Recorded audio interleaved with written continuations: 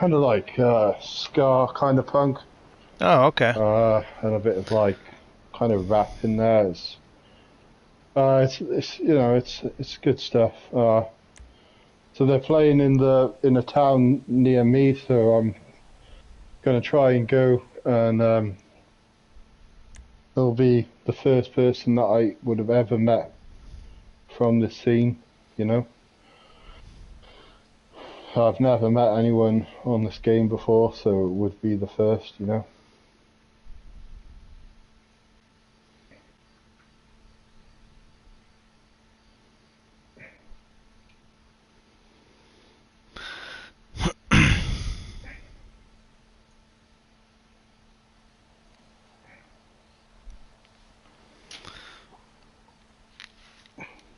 Okay. Let me make sure my stream is working.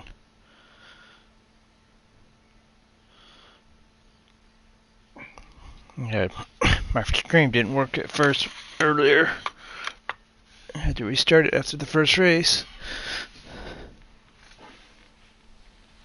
No, I had issues with because I used to do streaming, and I lost my access to my account, so I've just given up on my YouTube. But I mean, I know in your case you've got thousands of videos, so you know you got to keep that thing going, you know.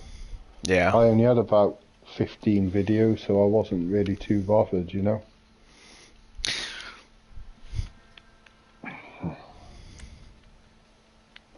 Good amount of people that are still on.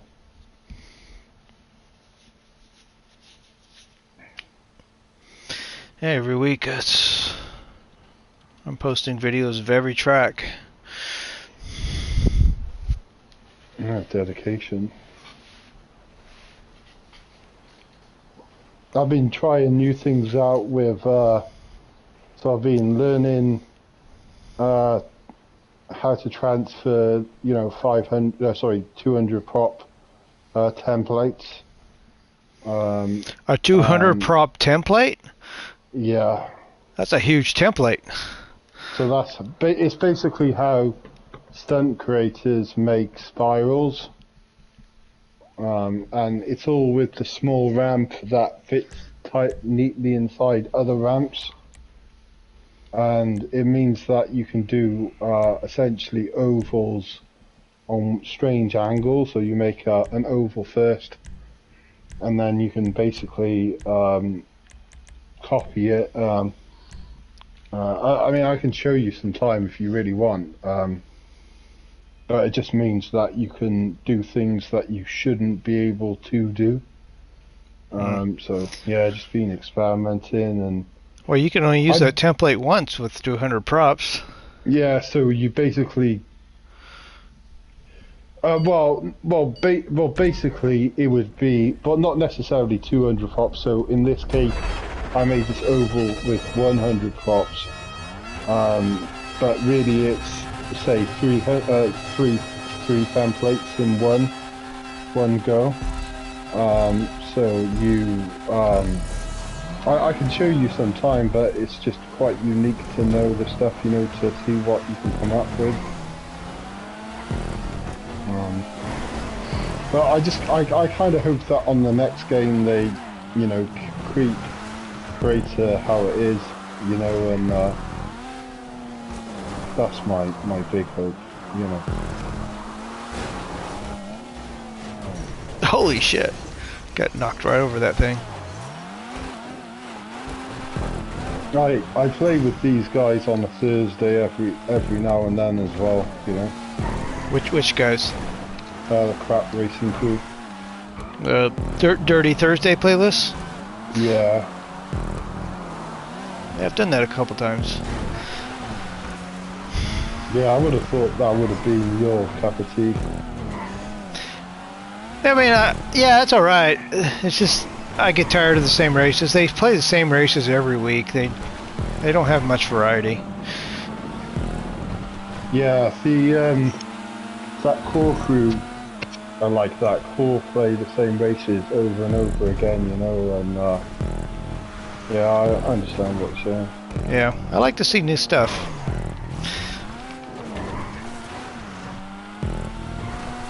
I think a lot of creators get frustrated because the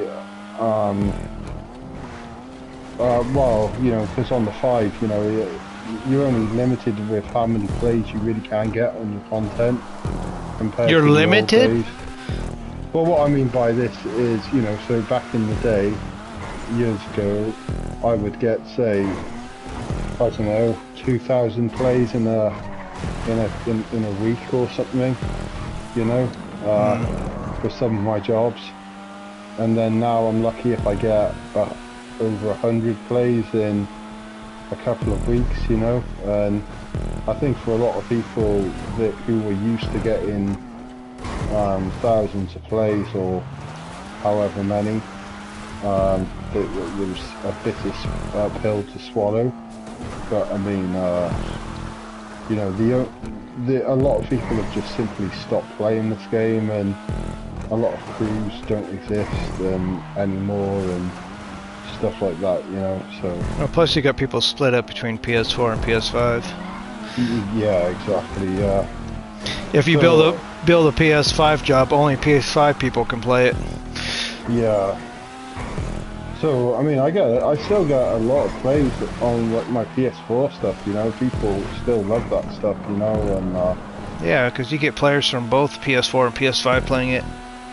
Yeah, there's a massive PS4 scene. You know, there's a massive, huge PS4 scene. You know.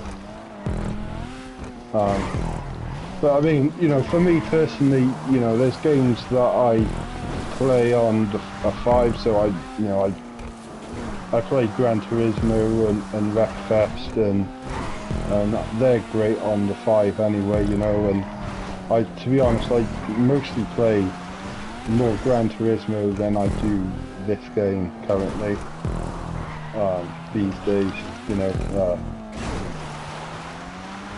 And there's something to tie me over until the new game comes out.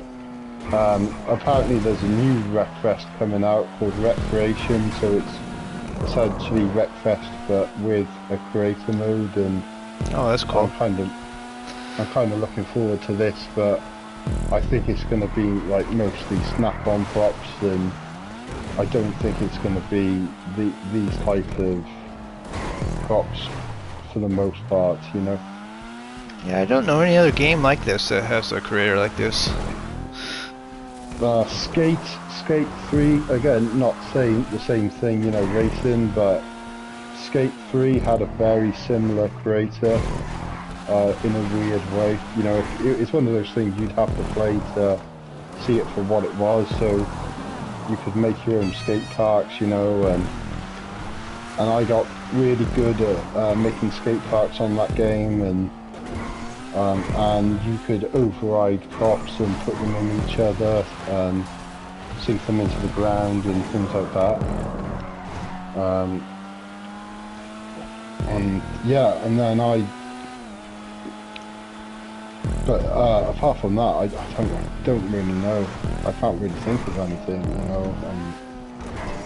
There was Matt Hoffman's and Dave Mira and Tony Hawk's and a couple of other that had a creator mode that was quite cool, but it was quite bricky and rocky and basic.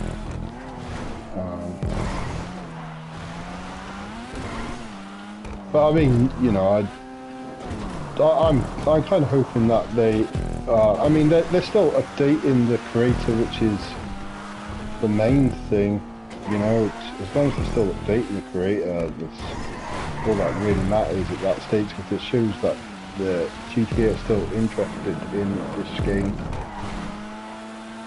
you know. So that's the main thing, at least for me anyway, you know. Yep, I don't think I would be still playing this game if it wasn't for the creator. They're going to be selling the single player along. I mean, we've already talked about this, but the single player will be, you know, they've probably spent so much time making the single player. I mean, online won't be coming out straight away, and I think at first we'll probably just have checkpoints and maybe basic props at first, you know. So, yeah, I mean, I think when GTA 6 comes out, I think that I think this game will pretty much be dead by then, you know, because I think everyone will be all over 6, you know, and maybe, you know, maybe the single player will just take so long to finally complete, and it'll take you all around the map so you can look for new areas to create in.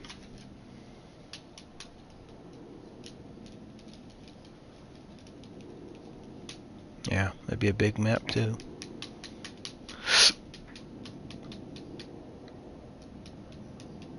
Oh, Shadow Blazing, he's in my chat, I think. Yeah, we're gonna do his race right now.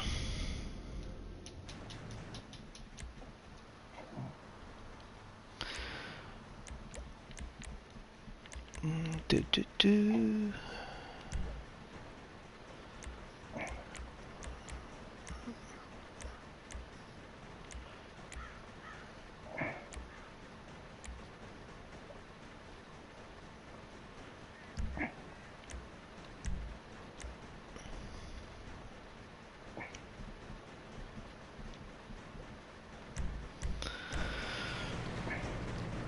Alright, Draugr.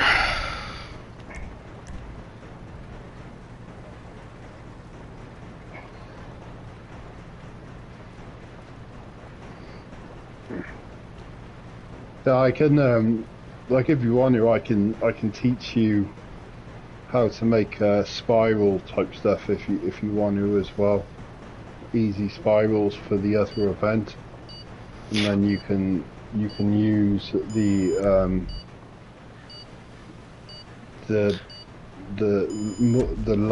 well, basically the glitch for unlimited amount of props in one template. I don't think I ever need to build a spiral though.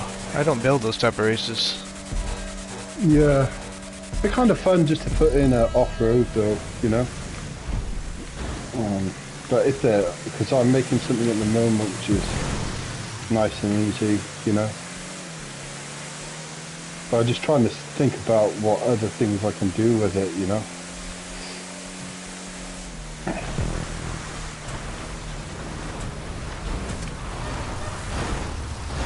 So yeah, basically I just bank corners. That's pretty much all I ever use templates for. Yeah.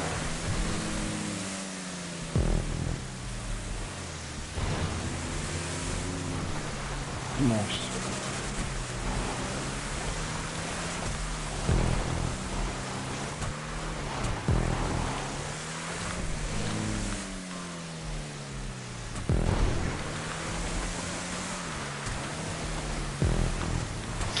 A lot of my trucks have like the same bank corner now because I made a template and I just copy that job every time. Oh, yeah. So I could have that same template on the new job I'm working on. Yeah, it's a good idea.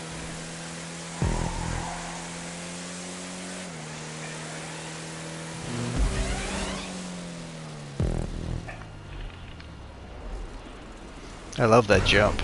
It's a nice jump.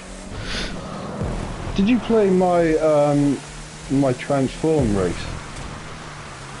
Oh, the really long one? Yeah. Yeah, we put it in Rally Raid. Oh, cool. Yeah, because I was thinking about making a new Sand King journey out of that creation and making it longer. Because I could just extend that. But I mean, you know, that job. I think 20 minutes is probably long enough. We don't really. My philosophy on that job was this. So I was getting really frustrated with, you know, the loading times between lists and lists breaking. so I thought, well, what I'll do is I'm just going to put 5 jobs in one job. All right. Do you know what I'm saying? So really, it's 5 jobs. If that makes any sense. Yeah. And instead of just instead of having all the loading times, you know, just.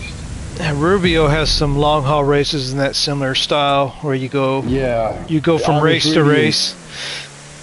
I was really inspired by him as well, actually, for that matter. I actually, got the idea.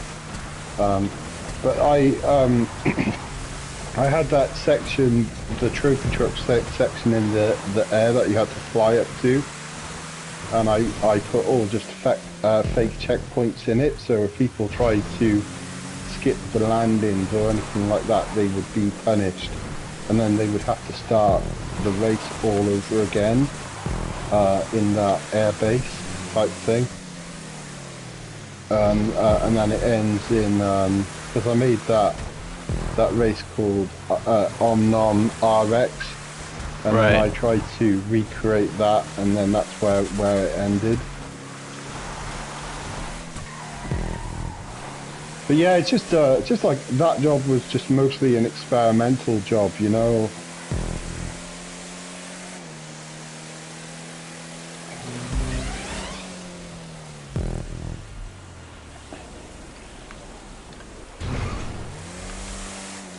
I mean, I don't know if it's any better, but, you know, at one stage it was just so frustrating just to try and host, you know, and I've pretty much given up hosting these days, you know, because of just the agony of trying to host. I mean, it's not too bad if you've got like a list like this, you know, but if you've got 30 people, and you've got people coming and going, and, you know, you've got someone leaving and then someone joining at the same time, it was a nightmare.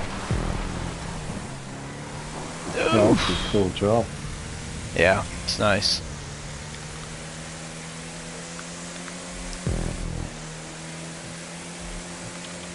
Shadow Blazing has a couple good jobs. He has another one kind of in the same area that's pretty good too. And then he made a Kin Block job. That one's pretty good too. He made one dedicated to Kin Block. Torque did an event where they did a tribute to Ken Block. So I wouldn't be surprised if that's what theirs for, what that's from, you know. Yeah, probably. Yeah, I've played a few Kin Block jobs. I think we're all probably made for the Torque event.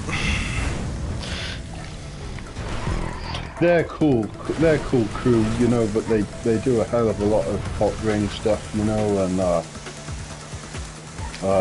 lot of it is rules based and etiquette based and all that type of stuff, you know. Do they do that 1 Make Monday?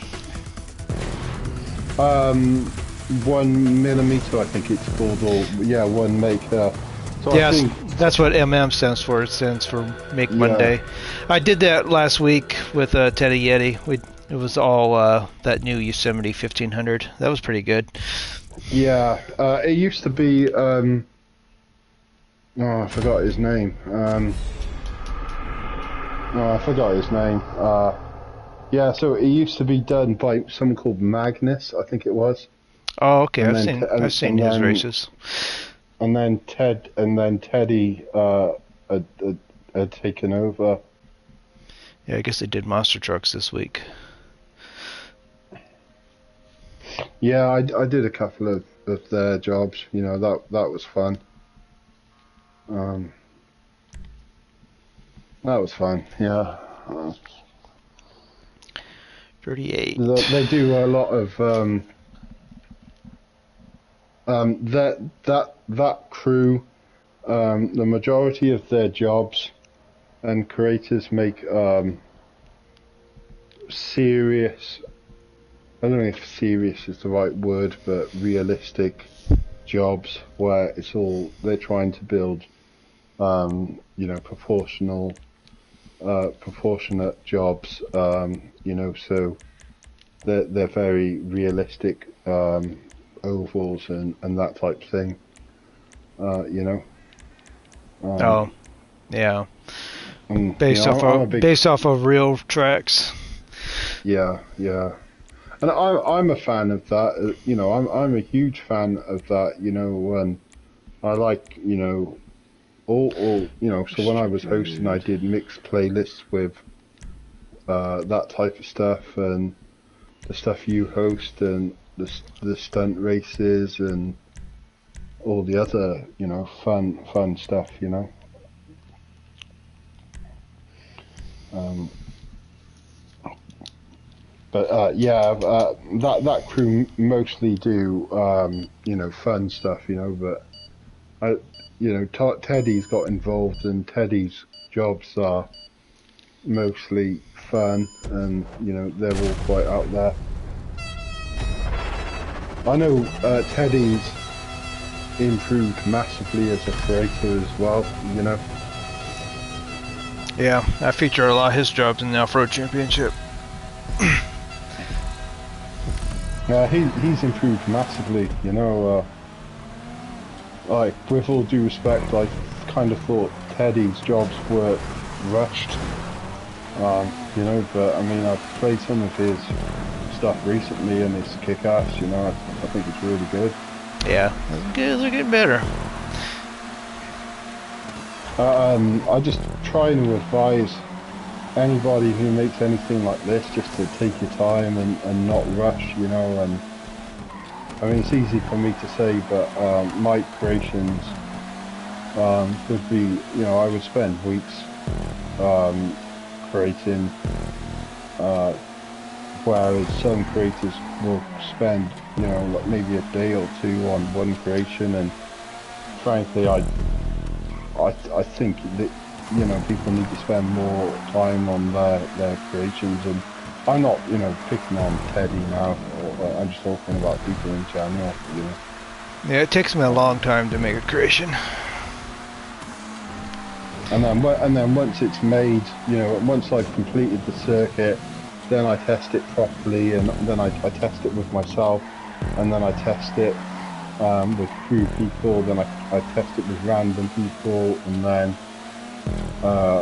it will go in a playlist, and then I'll, you know, watch what people do in a playlist on it, and then if there's any suggestions, and then I change it. And then, so for example, Candy Cane 3 had, I think there was one thing that I noticed that happened in the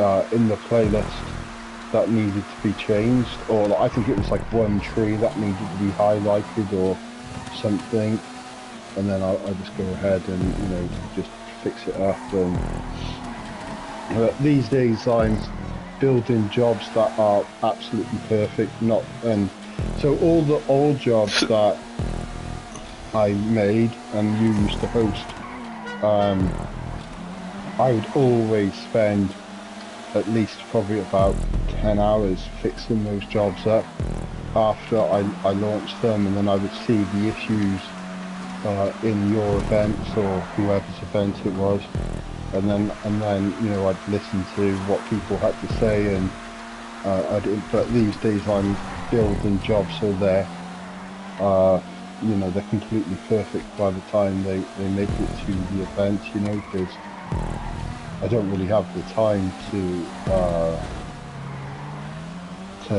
be fixing them up, you know, like I used to. So, and again, you know, I think it just comes with, you know, practice makes perfect, shit, you know, and you get to know the props and all the rest of it, you know.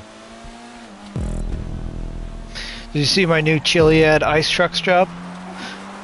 No. Yeah, I built a new track up there. Have you played it yet? Yeah, we've hosted it already. Oh, cool! I'll check it out. Then I made 7 different versions of it. An ice version of it, I assume. Well, they're all different tier vehicles, so whatever vehicle you like to race, you can find a tier you like. So if you like trophy trucks, or if you just like regular trucks, there's different tracks for that.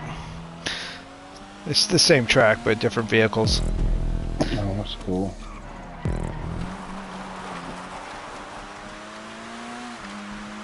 There's 3 tiers for trophy trucks, and then 3 tiers for regular trucks. And then I made one for the wagons, like the Strider. Oh, that's cool.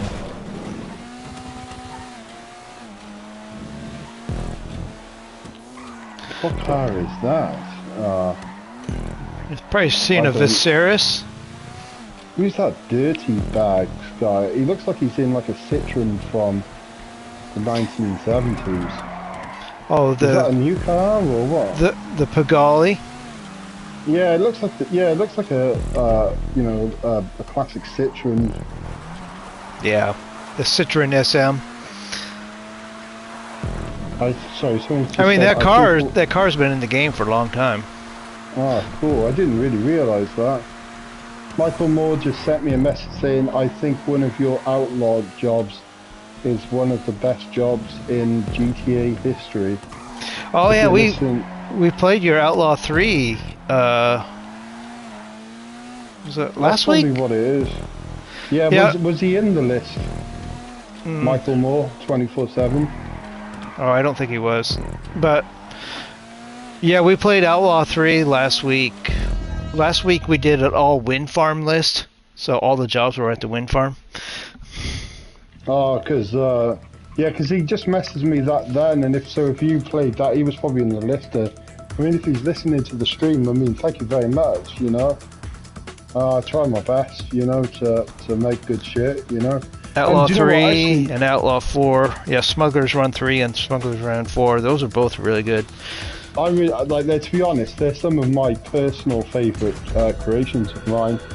The Outlaw jobs. I mean, I love that vehicle so much, and I'm always amazed that people don't own that thing. Yeah, there was a few people that didn't have it last week. And just, I think it's one of the best vehicles in the game. But you know that Michael Moore dude? You know who that is, right? Yeah, yep. He's an old school head on this game from years ago, and that dude, he is pretty much since so that CSI journey that I made as a tribute to you, he's pretty much got that job nearly at 1,000. Like, it's pretty much just like he's like just consistently plays that job, and I just do you know, man, like, I think I told you this years ago, right? So I make these jobs and then I just forget about them. They never get seen again, or I forget about them or whatever, you know. And then people talk about this job that I made, and I was like, oh, I made that job, did I? And I just keep forgetting about the stuff I made, you know, because I make a job, play it for a bit, and then I just kind of forget about it, you know.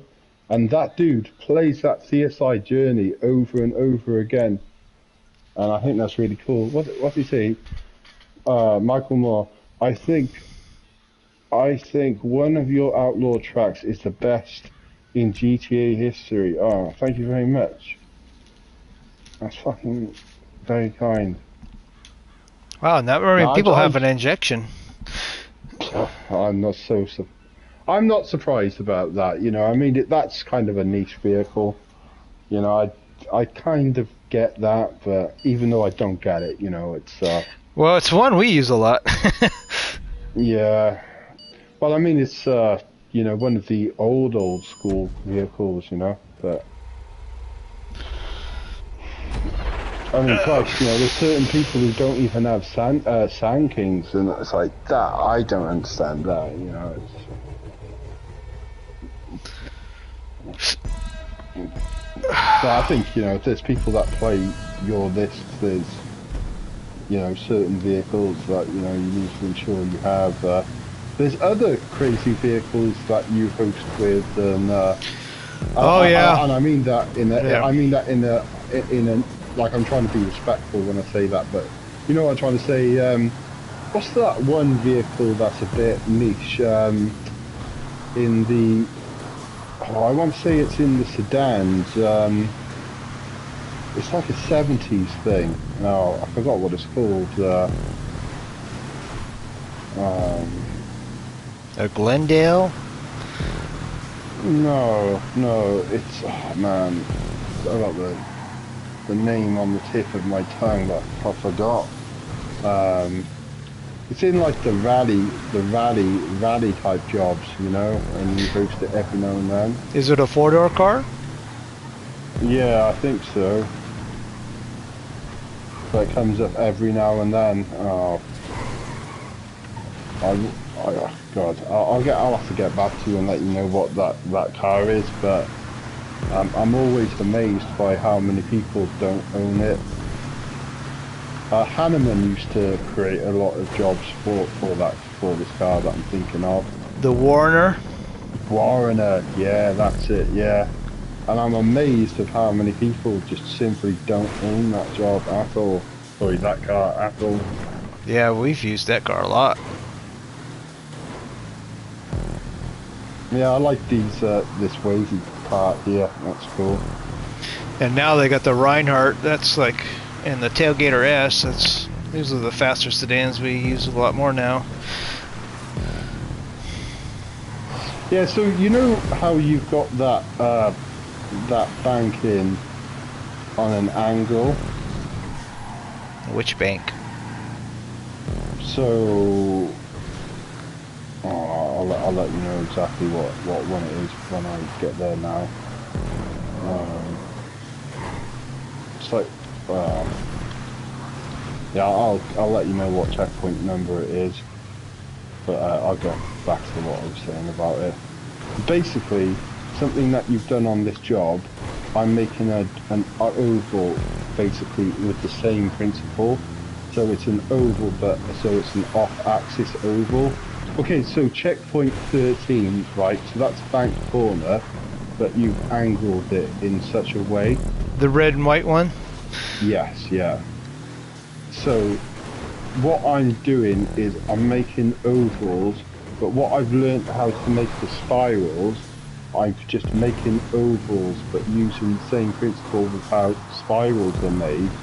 But so basically, so if you can imagine, so with the red and white bank corners, if you completed that, it would be an oval. See what I'm trying to say? Yeah, that's the template I've created there, that red and white bank corner. That's the one I save for every job now. But what I'm trying to say is, if you can imagine, if you completed that, you could theoretically, in the sky, complete an oval. Right. Do you know what I mean? But it wouldn't be a flat oval, it would be off-axis. So I've made an oval on the flat, and then I'm messing around with it, so I've got an oval that's just going uphill and on the side, and just it's just so crazy, you know, what you can come up with. Yeah, so I like these off-axis bank corners, you know. Well, I first made that bank corner on Grasshopper, and then and then I started making copies of that job so I can have that bank corner in my other jobs. I put them in Candy Cane 3, the off-axis bank corners. I put this in the Wildland Contender job, and that new ice truck job I made, I got the same bank corner in there.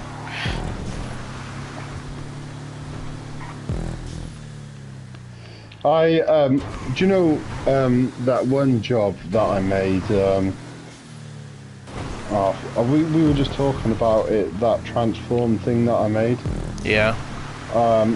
I put the buses in it as well, and I was just thinking about, you know, making just a full-on off-road job just with the buses or the coaches or whatever, you know, just I was just thinking, what vehicle could I make for off-road and just make the most ridiculous off-road ever, you know? You're gonna take the buses off-road? Or something like that, yeah, And I also have my modded account as well, and I've got access to the limousine, and I've got access to the 737. I think it's a 737. I'm not too sure. No, sorry, I'm not too sure about my airliners and you know what's what. You know, but you know the airliner that's on single player. Yeah. I'm like thinking about linking up. I'm thinking about doing another crazy transform race and then just linking it up with the airliner. And then, yeah, just having like just some crazy thing with that.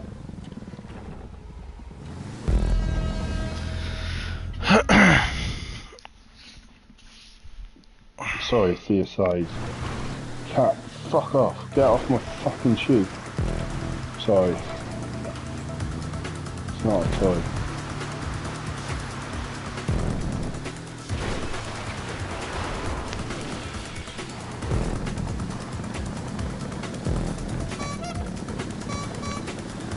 No, fuck off. That's my fucking shoe. No. No, it's my shoes.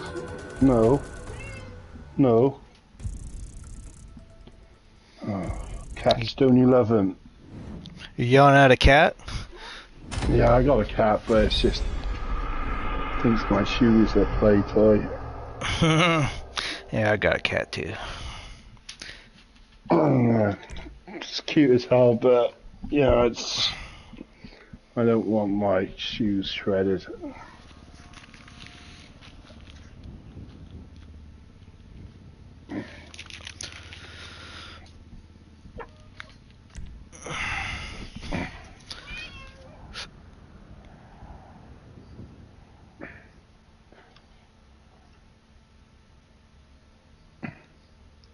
How old is your cat? 9 years old. Oh, still has a lot of energy, huh? Yeah, but she's a bit disabled. She can't really like hop very high and stuff like that. Yeah, sick job by the way. Thank you. But yeah, she's 9 years old, and I adopted her. She went missing for 4 days, and I was worried like how. Crew, my friends. Oh, wait, I don't want to do those. Hitting the wrong buttons here.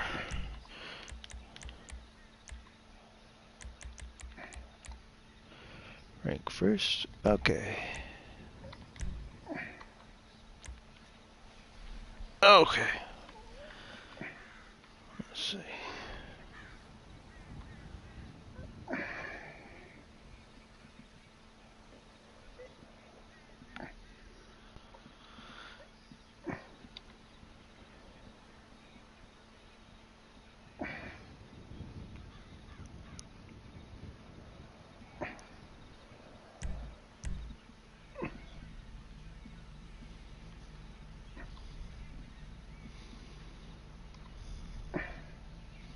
Do you know what's crazy about this game? How all the NPC cars are entirely out of date. Do you know what I'm trying to say? Like the cars are not modern cars at all that drive around on the map. What the new cars are coming out with? No. Like just the cars just drive around the map. The NPC cars. Yeah, the same ones that came out in 2013. Yeah. So They never add the new cars to the map. That's weird. No. Yeah, and so it's you are literally back in time. And someone did a calculation of pointed out this thing, which was quite a thing if you think about it. So every 24 hours on this game is 1 hour, right? But if you were to work it out from game being launched to the modern day as we speak, GTA would actually be hundreds of years in the future. Does that make any sense? Yeah. Okay, but GTA Online is supposed to be before GTA the single player.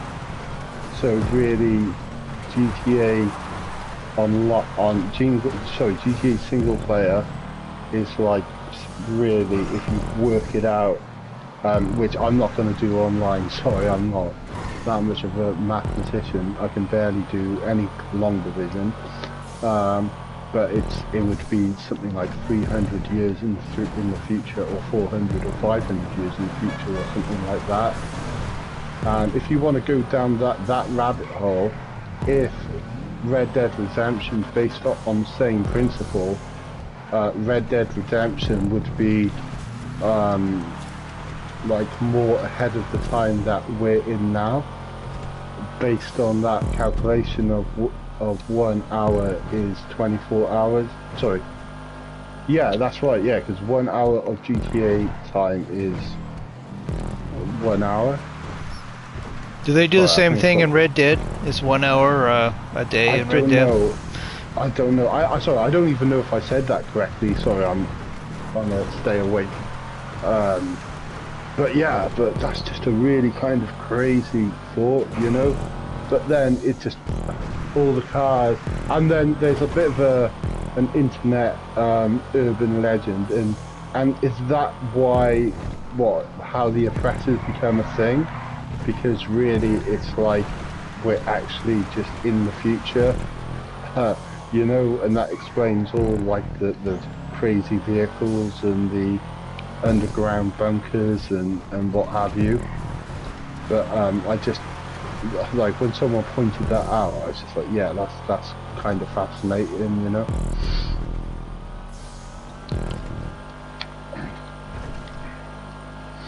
I hope on the next GTA, I hope there's missions where you go back in time to, you know, the 1980s, you know, and you with, what's his name? Is it Tommy Vansetti or Valsetti or something? Who was the main protagonist? Thanks, Ape. The man with the master plan. I think it was. What was his name? The main protagonist in GTA Vice City. Oh, I don't remember. I never played that game. It was a good single player. But I didn't start playing till GTA 4. Oh, okay. Sorry, I hate to be cheeky, but do you, how old are you, dude? Let's see. I was born in 76. Oh, okay. So yeah, 47, 48. Yeah, I guess I'm 48. So, sorry, I hate to ask personal questions, but I was 2002, so I was 14 when that game came out, and that game introduced me to all the music that I like today. Well, the basics of the music. You know, I was exposed to Iron Maiden and Slayer and you know, Motley Crue and all that stuff, you know. And I thought my music was good, you know, in the early 2000s. Then I played that game, and yeah, it just kind of, just instantly, I just realised that it was, the metal music was the best in the 80s. And then I'm kind of hoping that this new GTA has a go back in time moment, you know, or something, you know. It's with all the old cars and all the rest of it, you know.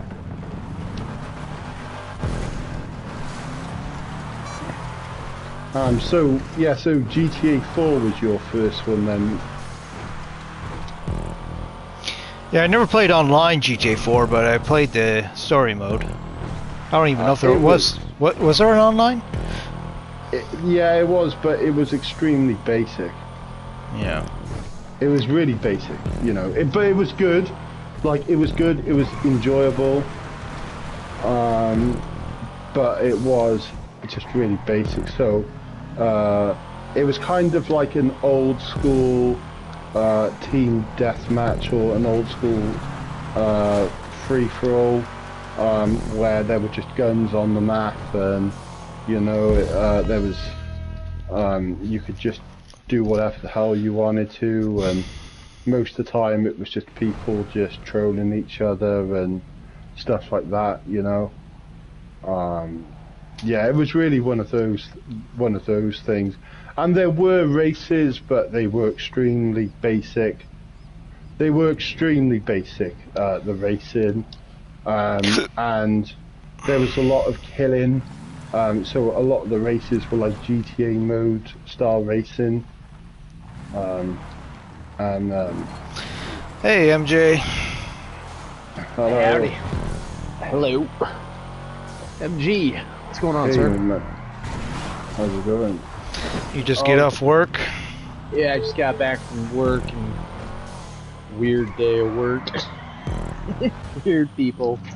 I'm thinking about starting this event at 5:30.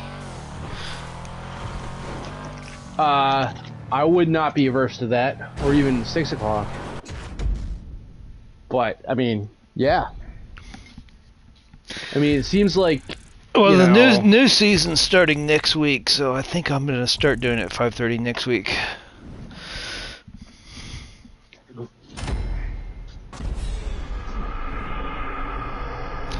Oh, you got second. It was funny because I was like, well, I was spectating you, and it had you on the bottom of the roster, so I thought you were in last that whole race, or the whole last half of the race. It was weird. I don't think it was ever at last, but yeah, I did move around a little bit in the race. I wasn't second all the way through. Man, I wish I could have done that. I haven't done that many Sultan RS rallies yet.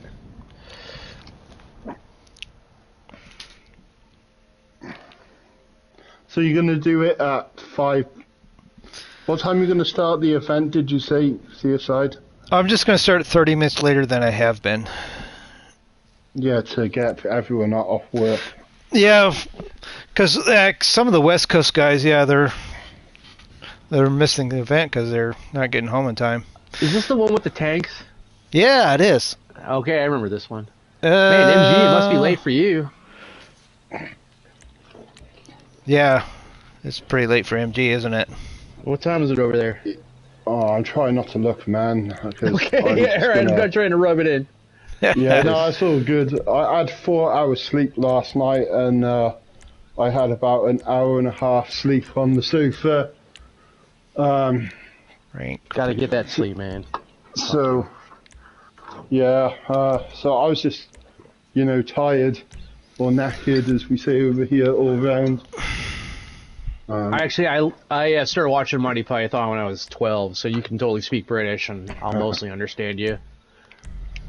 But yeah, I was so.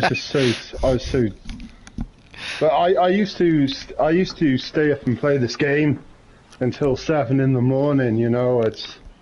I can't do that stuff anymore. It's too, like, it hurts my eyes so much. Oh yeah. Oops. Do you have like the gamer glasses, like the blue blockers? No, but that does sound good. You should get, dude. If you're playing it, I mean, I wish I would have started wearing them earlier. It really helps the eye fatigue. Oh, Especially on like these fucking sweet TVs, right? Like, our eyes are not evolutionarily optimized for these big widescreen TVs, and so they really overclock your eyes, and I think it wears them down faster. No, thanks, Kath, for fucking knocking my fucking thing over. Yeah. Sorry, she just fucking knocked my cable out, man. Yeah, I mean, to be honest with you, I'm kind of kicking myself for buying an ultra-wide TV. I have no idea how big this thing is, but I think it's like 55, and I'm like, oh, why did I buy such a big thing? Because it hurts my eyes, That's what I'm playing on, and I like it. It's pretty good, It's I just gotta, I don't know. I definitely, when I'm watching TV late at night, I always make sure I watch stuff on the dim setting, because it's kind of hard on the eyes. Oh no! Oh, I hate the boost on this sometimes. Yeah.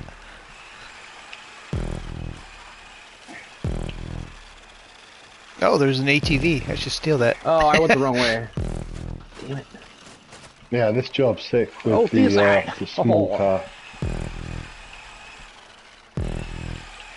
Yeah, I love this tank. Oh, tank! Oh my god, cars. That's so funny, the tank running around. It's like a military exercise. We're like driving through it. Yeah. Or we Like are the military exercise. Like they totally wouldn't be using us for target practice. The military's testing out their new RCE cars. Yeah. Oh, I see that DSI going out to the outside. Alright. Going around the big plane. What, you went under it? Oh, yeah. Oh. I never even thought about going under it. I usually take the direct line. Yeah, I've always gone around the plane. Ah.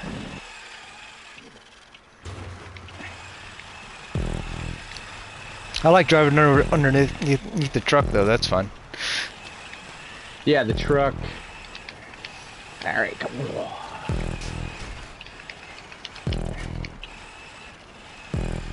I wish they gave us the RC planes as well from the old GTA, you know, and the helicopters. Oh yeah, I remember that. The OG one for that one impossible mission that you had to do with it. Yeah, are you talking about the one where you had to shoot them down, or where I can't remember what it was called, but you were in like an anti-aircraft gun or something? Wait, are you talking about GTA 3? GTA San Andreas, I think. Off the top Oh, of my I'm thinking head. that wasn't there like a Vice remote City, control possibly. plane in 3? Or there was No, wait. Oh, no, wait. I think maybe you are right. Maybe it is San Andreas. That is the one I'm maybe thinking of. But then there was one where you had that. Oh thing yeah, in you Vice can fit City. underneath the plane. Yeah. You had that plane in Vice City in the construction site, and oh my god, I hated that mission. You know. Yeah, I remember really not liking that mission at all. Do you remember do you remember the dancing mission on San Andreas as well, where you had to take CJ to the beach and basically play Guitar Hero style dance moves? Oh, right. And it was just like one of those ball ache missions where it took ages to drive there, and if you fucked it up, you'd have to like do it all over again. Yeah, that fucking sucks, man. But I love those games so much as well, you know. But they had some horrible missions on those games, yeah. you know. It's funny how with movie franchises and game franchises progress in different directions, where like games usually get better and better as like more, you know, the new editions come out because they have all the technological advances and whatnot. But movies, they usually seem to get worse so the more sequels they get. Yeah, yeah. And just like I don't know, it's just I think, like, you know, I don't want to go too heavy on politics, but you know, go ahead, I don't care. With movies, they're trying to put a message in their films and all that, you know, and it just always just comes across as cringy and hard to watch, you know. Yeah, it's funny. It's like, well, there's always been an element of that in all media. I mean, it's why they call it programming, right? Like it's social programming. But it seems like the more it just gets more and more obvious and heavy-handed, and it's kind of just embarrassing because it's not even really like effective at this point because it's patently obvious what they're trying to do. And Oh no! that's I don't even know if that's even really political, it's just as much as how it is. Well, social and cultural, I guess, rather than political. Yeah. And just all this shit gets tied in with the culture war nonsense, you know. But yeah, I know what you're saying about the films, because some films are just so hard to watch, man. God, know, like and last night I was on Netflix, and in America they just got like the new Ghostbusters movie, oh like, no, and I'm like, you know, I liked the first one. Second one was not bad at all. And then I still haven't seen the girl Ghostbuster movie all the way through yet. oh man, like I just can't bring myself to do it. You know, it's Yeah. like I just think they're just trying too hard to. Like they're trying too hard, and it just comes across as just I don't know. Well, it's But funny the thing because is, there's like, okay, so there's what I've noticed, and I actually think about this shit more than some people, right? So like they have what I've noticed in these kind of we'll call it post semantic messaging, right? It's like it's not just the words they're saying, it's like the whole kind of implications, right? And so they keep doing this empowerment thing to like every possible marginalized group, right? They're telling everybody that's a little bit different in this way or that way. They're like, "Oh, it's fine, you're totally normal. You can do anything. You can't let it go, limit you. You can't let it like blah blah blah blah," right? And then they create these narratives around these people having these wildly successful, whatever, improbable things, right? And so on one like the overt level is like, okay, we're trying to normalize this stuff. We're trying to say it's okay and to be this way or that way, and trying to give a good role models.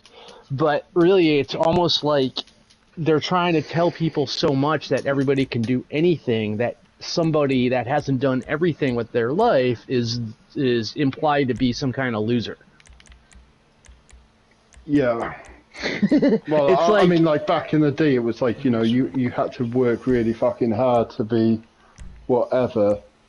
And my thing, like, dude, is like so like I have autism, and I have a TBI, a traumatic brain injury, and I'm cool, like it is what it is, But then I see all the shit about like neurodiversity and shit, and then you get all these fucking kids who are like doing TikToks, and they're pretending that they're fucking autistic, like it's a good thing to fucking have, and it's like, man, like I wish I didn't fucking have it, What's happened is that as these terms have kind of went out of the diagnostic setting and into like pop culture, they go from being a, like for you, like you're dealing with real shit, right? And that, that affects how your brain works, and it affects how you interact with people, and it's not a bad thing for you to share that with people just so they can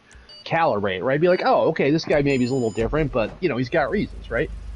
But these kids, and then they get this pop psychology thing, and what happens is that they get these terms, and since they're kids and they're just trying to figure all this shit out anyways, that they latch on to these terms, and then what they do is they use these terms to then, like, rationalize or otherwise excuse poor behavior. They're like, I don't have to do, I'm this way because, I do this because I'm this way, so you just have to accept it and empower me. Which is like, okay, sure, I mean, if that's true, but that doesn't, doesn't mean you have to be a fucking fuckwit about it. I do. I went out to a fucking nightclub, and fuck me, like how sometimes I hate myself for going out to nightclubs and stuff, being nearly 40 and all that shit, yeah? Oh yeah. So I went to a nightclub, and like I was just with this fucking girl, and she just turned around to me and she was just like, "You're like in 40 or something like that," and I was like, "What the fuck is this?" And she was like, your typical like postmodernist girl and all the rest of it, Yeah. like extremely, and I hate this fucking word, but I'm gonna use it anyway. Like she was extremely woke and all that shit. Like, and I don't like using that word. I'm not on that train. But I hear like, you. I can't. I mean, it's a shoe fist, word. And I was like, dude, like you're using this word trying to think you're empowering me, but I just like like, oh, I don't know, like it's just kind of, I don't even want to say it's offensive, it's just the irony, right, of these people. And, yeah, I mean, I hear you. Like, it's funny because a lot of people that identify as woke, right? Like, they have these very, oh shit. Oh It's shit. Like, they already have these, like, they already got like a bunch of certain kind of typographic, like for their type, like narratives kind of already embedded in their mind. So it's like, just like anybody else, people interpret their experiences in the context of their own preferred narratives, right? And so, like, in that, you know, with this whole, like, what was it, the Me Too movement, and, you know, all this sexual, really vile and fucking pervasive sexual harassment shit coming out, and then a lot of that involves, you know, men over a certain age with men, or well, sometimes men, but young women under a certain age. Like, now it's all, like, now it's taboo for there to be any kind of significant age difference between a man and a woman if the man's older. But, you know, it's like you hear about all this stuff about these guys that are getting outed for, you know, hitting on underage women and, you know, all that sort of stuff. And again, like, you know, a lot of that's pretty valid, but nobody ever wants to talk about Taylor Swift and how she was totally dating jailbait back in the day. Like, because, you know, she's the queen of woke, right? You know? I don't even fucking know who that is, man. Oh, Like, Taylor Swift? I think I know what she looks like. You're but probably better off for it. She's like the reigning international pop queen who plays the most sterile, fucking gutless, whiny, complain about all my ex-boyfriends fucking pop that really just, like, somehow or another, like, women just by and large are just latching into. It's crazy. Is it It's terrible music too. Is it pop music, like, quote unquote? Yeah, It's pop. Yeah, it's pop. A lot of acoustic guitar. A lot of they have to fucking produce the shit out of her voice in the studio. So there's like it's all, everything's just processed all the hell and back again. Fuck, you know. I wouldn't be able to name a song, but I think I know. I can't actually name a single Taylor Swift song, but you can't be in America and pay attention to anything without hearing about her. That's how big she is. I thought she was big worldwide. I'm surprised that she is big worldwide. I mean, I think maybe I'm surprised that MG has never heard of her. Wow. But I mean, well, I think I've heard of her, but I've never heard of a tune. You know what I mean? And, dude, you're better off for it. She's really just, I honestly, I've checked out a couple of clips here and there, and her singing is, I mean, she's just this, like, the ultimate American white girl. Oh no. And, like, not in a good way, right? She's got white girl voice, she's got white girl rhythm. She started out as country. And, which is, you know, I wish she'd go back to country. Like, at least country, like, alright, that's, you know, obviously there's super pop country, which is something, but... So there's, sorry to stop you there, but there's you go ahead. No, there's always feel free to cut me off. Right, so there's a conspiracy theory that Avril Lavigne was, like, swapped, and, like, so she was this country singer, and then all of a sudden she became this, I don't even want to use the word punk in her name, because she's not punk, yeah? But they call it punk pop punk. But she's like a faux punk. Avril Lavigne did country? Yeah. But I mean, with a name like that, it's totally, now that you say it, I'm like, oh my god, that's the most country name you could have. Yeah. Avril Lavigne. I think she's Canadian. But Canadians can do country. What are you saying, CSI? But the conspiracy theory is that basically, and I'm not saying I believe this, but I'm interested in what people believe and shit, and people believe that she got like swapped. So she came out with this like so-called pop punk thing, and I like punk, but not that. Like that's not fucking punk. It's just all that commercial nonsense.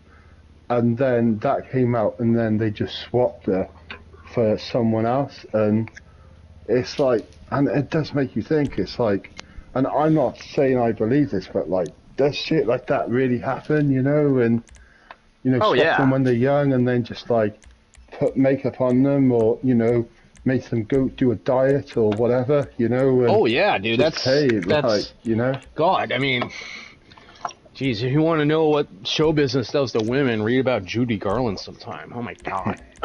Jesus. And another one was, I think Kiss as well, the band Kiss. And Yeah. how they and some of the members might not be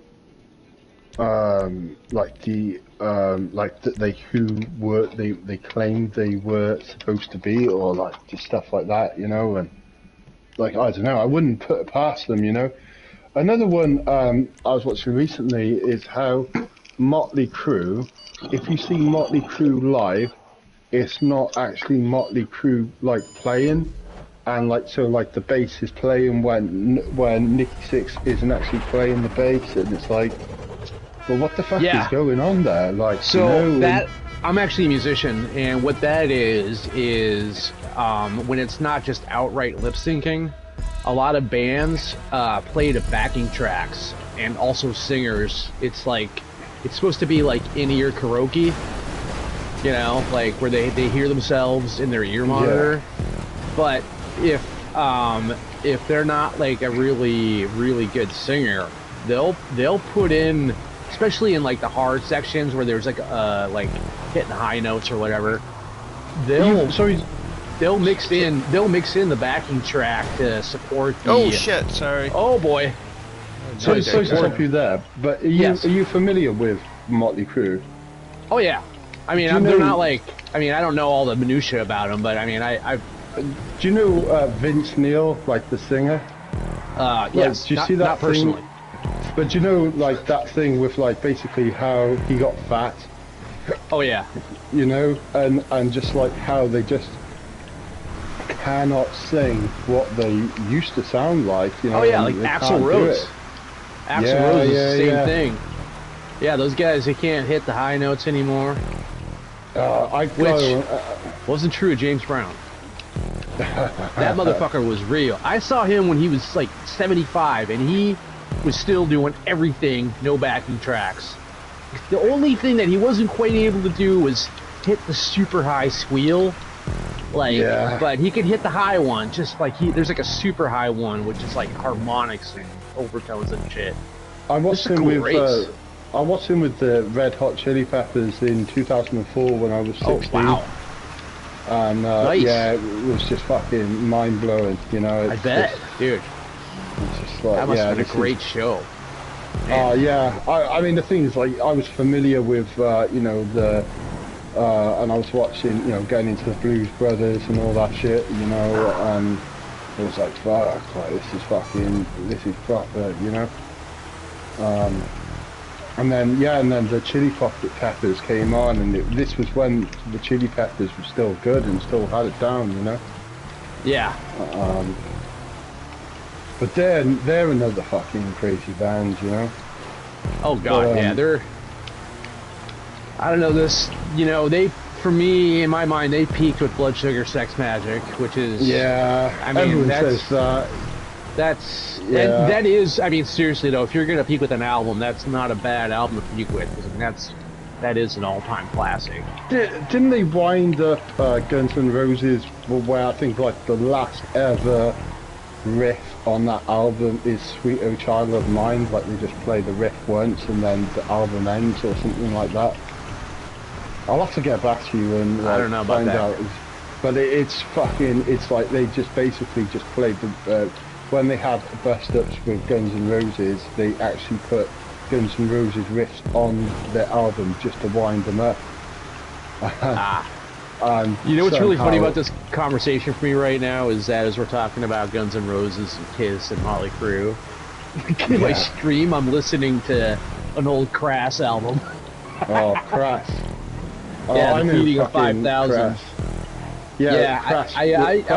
I had a punk phase when I was like 13 or 14. Are you into like Discharge and all that as well? I only got it. I heard Crass, and there's only really like one album that I kind of usually ever listen to them by them. I'm more into like Dead Kennedys, dude. Dead Kennedys, like, fucking Jeffo. Favorite all-time punk band, and like Fugazi. Fugazi's not really quite punk. I like Minor Threat. Like that's about as deep into it as I go.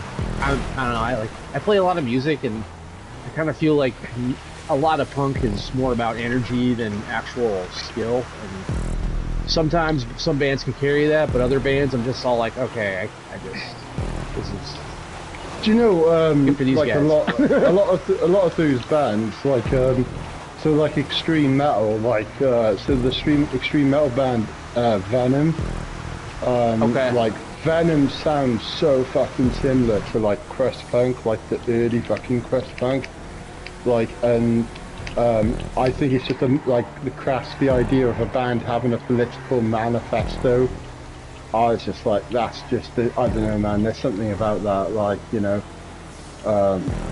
but yeah, Discharge were around the time of like the Sex Pistols, and like whenever you talk to, and so if you go to Camden in London in the UK, which is like, you know, one of the most famous punk places ever, go and talk to those motherfucking punks, you know, who have the silly mohawks and the silly clothes and all that.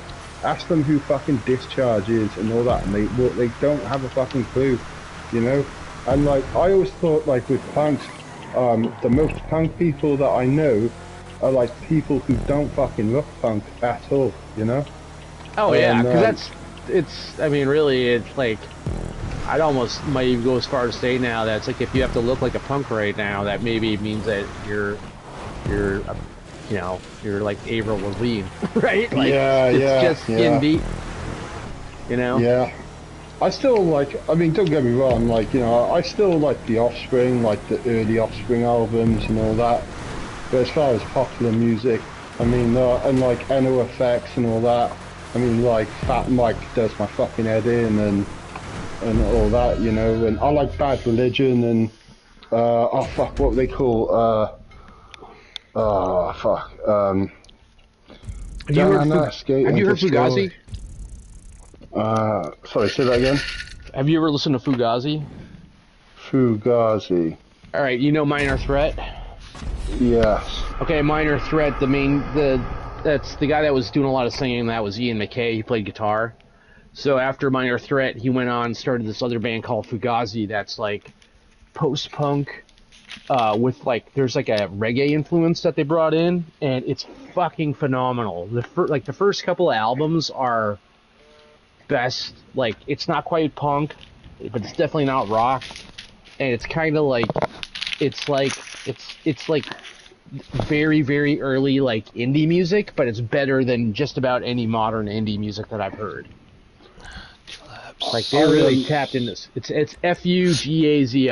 Oh, I was gonna bookmark that one. Fuck. I really got into like stoner rock and stuff like Fu Manchu and Caius and like that type stuff, you know, when all the punk guys started smoking weed, you know. Yeah.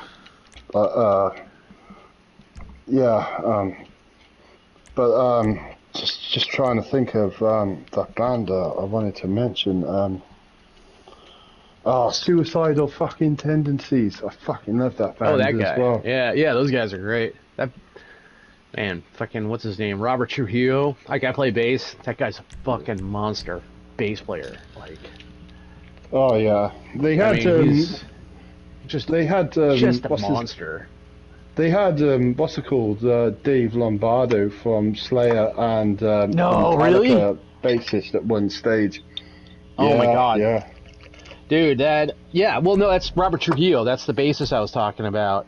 Man, I'd love to see him with Dave fucking Lombardo. I fucking love Dave Lombardo. Yeah, he got so fucked over by Slayer. That's you know? one of my favorite all-time albums is Reign of Blood by Slayer. Like that, just because of, mostly because, well, a lot because of the drums, because they're just, it's like just recorded so well. Mine is Live and Dead, because it was the first ever album of theirs I bought, and it's technically a live album, but it's not. But I fucking love that. Like, just, I mean, they're all great anyway, you know. But yeah, just like how he got fucked over by that band, and oh man, like, I just kind of. Yeah, I don't know the whole backstory on that, but I've heard some stuff. Oh shit. Yeah, basically Kerry King and Tom Araya are fucking assholes, man.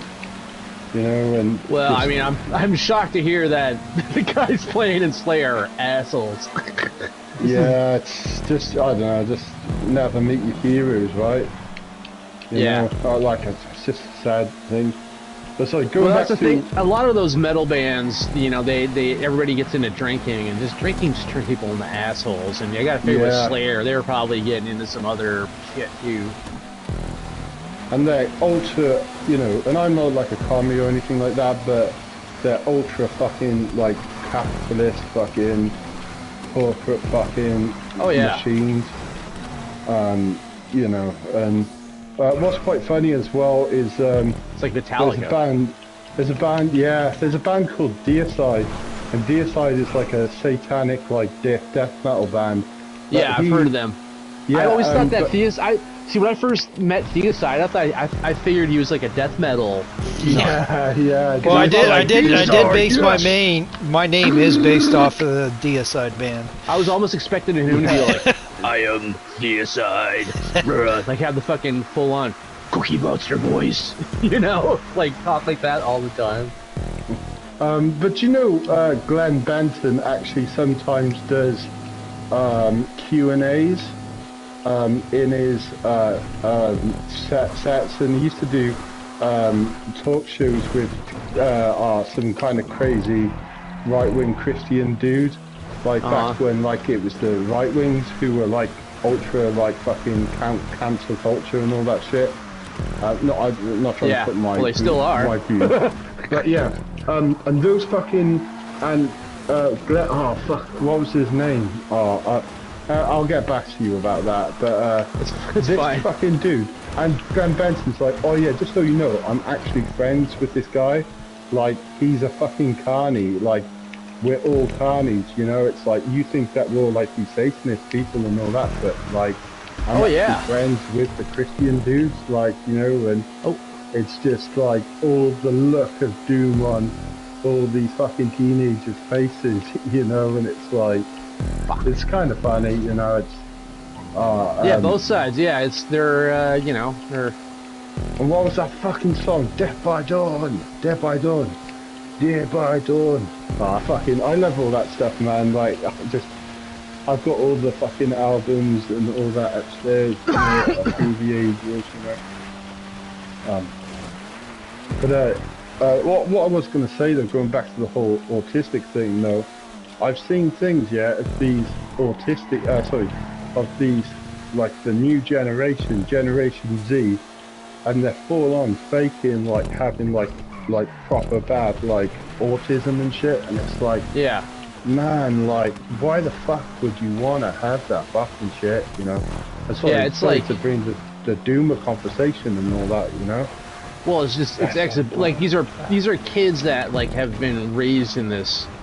Like, I don't think any of us in this chat right now can really comprehend how fucked the childhood of these kids has been. Like, where it's been all like artificially mediated through the internet, which they probably got exposed to way too early, saw way too much shit.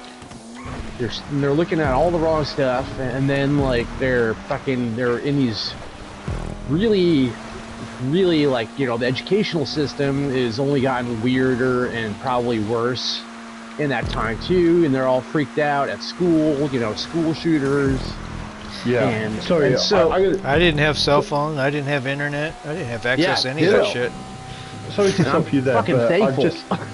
Sorry to stop you there, but just to establish some things. So I've established what Theocide is older than me, so I'm gonna make the assumption you're maybe older than 36. Yes, I am maybe older than 36. Maybe. Okay. All right. So growing up, yeah, when you would have seen your friends, like the only way to have contacted your friends was either to phone them or to go and knock on their door. Like, Oh, I remember. Yeah. Yeah. Or you could write them a letter. Whereas these days, that's just like not a thing, man. You know, and even people in my friends group, I had to send a telegraph. and just yeah, and even these days, right? Like my fucking friends will refuse, and they're all, you know, my age, 36, going on 40, in their 50s. They'll refuse to just answer a fucking phone call, man. And that's the people like, you know, our age and plus, yeah. And Yeah. I just think to myself, like the generation having people our age who act on like this based on the technology, what the fuck are they thinking is acceptable? And the idea of just, I don't know, just going to knock on your friends and go to the skate park or whatever, you know, that's not No, it's people. a thing. It's that whole COVID thing. It's like, you know, not to go down the rabbit hole of the why of it, but essentially it's de facto social programming, and that the kids, they've all learned how to like interact, you know, virtually, and like now it's like a faux pas to like, Yeah. you know, Oh man, somebody's going the wrong way. I seen this really creepy thing, and someone made this AI, and what it was like this girl who was like 21 is like, she's got like this online you know, Instagram account, and she's like a non-binary or whatever that means. I don't know what that means. I'm not dissing it. It is what it is, right? You know, but Yeah. I don't know what that means. I don't know what queer means, what the new sense is. I don't know what any of these things are, you know. I'm not against it. That's the other thing. It's like the thing that people are doing now, and like not even as a result of claiming to be divergent, just is this like hyper specialization of definition of self, of like, like everybody has to be this one little thing, and I'm this way, but I'm also this way, and I have to be, you know, like we all have the names for it. I'm just like, man, like why can't people just be people now? But with this fucking girl, yeah. I'm gonna call her a girl, like just whatever. Like I don't give a shit if people are trans. Girl avatar. Yeah, but bro, like she made, someone made like this virtual avatar online that you can communicate with, and instead of her telling her grandmother or her mother, hey, this is what I am, she couldn't talk to her parents, so the avatar did. And when you watch it move, yeah, like it's the fucking creepiest thing I've ever seen, and I'm just scratching my head thinking, fuck, that fucking, do you know what I mean? Like, yeah, I thought my fucking generation was bad with, you know, Slipknot and all that crap, you know what I mean? And then there's like this new generation, and then emo came out, and then it was like, oh god, that's fucking bad. And then it's like, man, you know, I still don't have a custom Mesa OG. You won't need it very long. Okay. It's a transform race. You got the Merryweather Mesa? I have that one. Yeah. Yeah, most of the races Merryweather Mesa. Okay. But the idea, yeah, that people can't even fucking talk to their parents about shit. They just got to get this fucking avatar to fucking do it, man. You know, and fuck, you know, like when I think that society's fucking doomed, I look at the, you know, the creepy fucking avatar talking to the nan, and it's just like, now explain to what non-binary is, and it's like, what the fuck is that? Like, you know, I'm not judging it.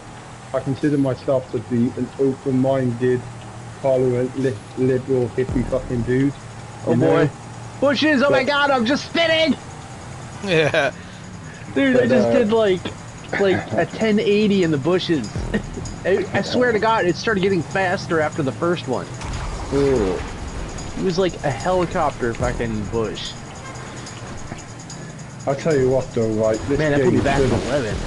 this game should have allowed us to have this car, you know, it's such a badass thing, you know. Yeah. It took me a while to realize it was in the Transform creator. I'm glad I wish- got one. Doing one of these I wish races they- in this custom one. Totally different Such a- race in this. It's such a badass little thing, you know. It's not it's not a little thing, you know. It's fun to drive. It's real floaty. Really stable-ish. It's actually not very good off-road though. The four-wheel drive isn't very good on it. But it's like predictably not good. I think it's like 90% rear drive. I think only like 10% go to the front wheels. It's like people, like a lot of people don't like the Boar, but I'm like, man, the Boar is actually pretty fun to drive. You just gotta work with it as it is and not how you want it to drive. Yeah, it's a odd vehicle. Oh my god. It should be better off-road based on what it looks like. It should be. Oh my god, yeah.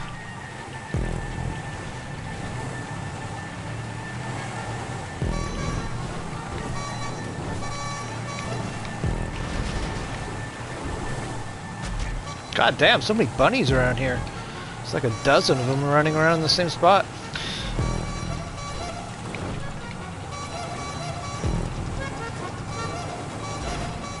Man, I love the paint I got on this thing. Looks good in the snow. Kind of like this. Oh, yeah. Slightly Yeah, iridescent. you bought yours off of mine. Me. Yeah, but I repainted it. Ooh! I don't wanna camp on your aesthetics. Yeah, I got the deep purple pearl Yeah. chameleon on mine. It looks fantastic. I don't know, I love Well, that color. I use that color a lot. Oh shit! Ah, And it's free. nice. When I was a kid, I used to go to the CD shops with my GTA booklets or Tony Hawk's booklets, and I would just be like, hey, what's that band? Slayer. Oh, you know, I've got to buy that album. Oh, it looks really evil, you know, and who's that band, you know? Oh, the Misfits. Oh, yeah, I'll get that, you know, and that's pretty much how I got into music, and the idea of downloading music, like, what a fucking thing, you know? And then one day fucking Spotify comes along, you know? I genuinely have respect for Spotify, you know, because I mean, I think it does understand what music I'm into, you know, and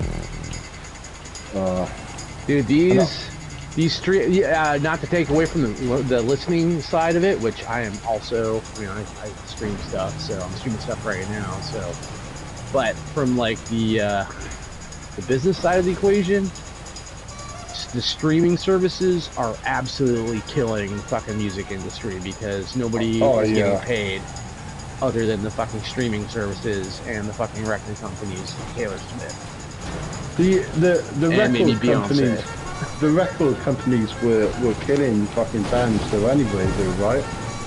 Yeah, but it's worse than ever. Oh, okay. I It's, know. I mean, it started off sorry. bad, and it just keeps getting worse.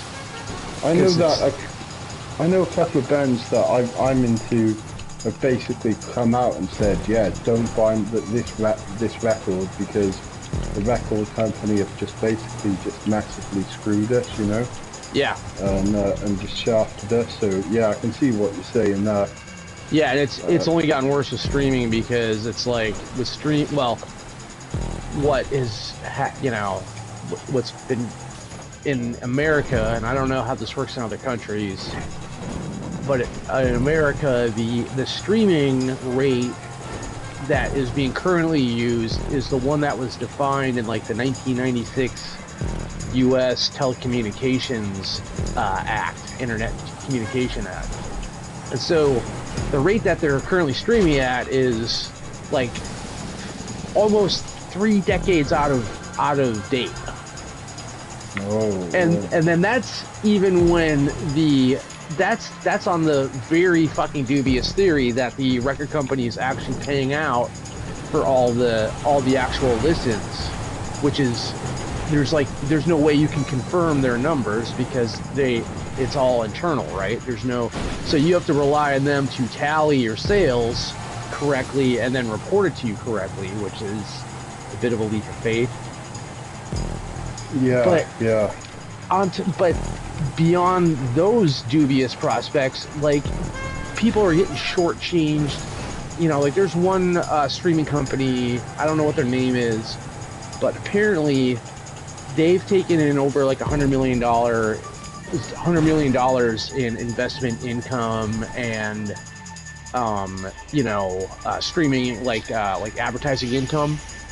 They've taken in $100 million, and they can provide absolutely zero records proving that they've paid a single artist yet.